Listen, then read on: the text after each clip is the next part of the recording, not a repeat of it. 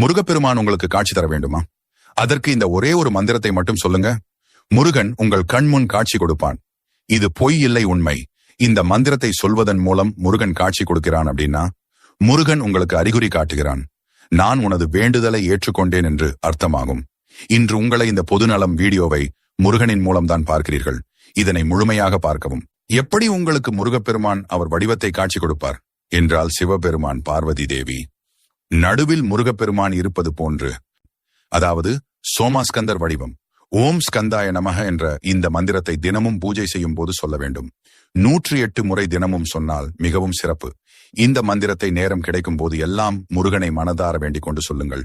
இங்கே வீடியோவின் கமெண்டில் கூட சொல்லுங்கள், ஓம் ஸ்கந்தாய நமக, நான் நினைத்த அனைத்தும் நல்லபடியாக நடக்க வேண்டும் என்று. இப்படி நீங்கள் இந்த மந்திரத்தை சொல்லிக் கொண்டே இருந்தால் முருகன் உங்களின் கனவில் நிச்சயமாக காட்சி தருவார். எப்படி காட்சி கொடுப்பார் என்றால், சோமாஸ்கந்தர் வடிவம் இல்லை என்றால் தெய்வ யானையுடன் இருப்பது போல காட்சி தருவார்.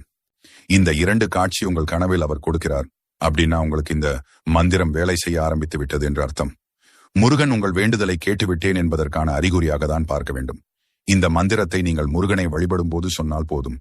காலை மாலை வேளையில் பூஜை செய்யும் போது இதை சொல்லுங்கள். செவ்வாய்க்கிழமைகளில் அன்று 108 முறை சொன்னால் இன்னும் கூடுதல் சிறப்பு. இது போல நிறைய ஆன்மீக தகவல்களுக்கு எங்கள் பொதுநலம் சேனலை சப்ஸ்கிரைப் அண்ட் லைக் செய்து கொள்ளுங்கள். ஓம் முருகா.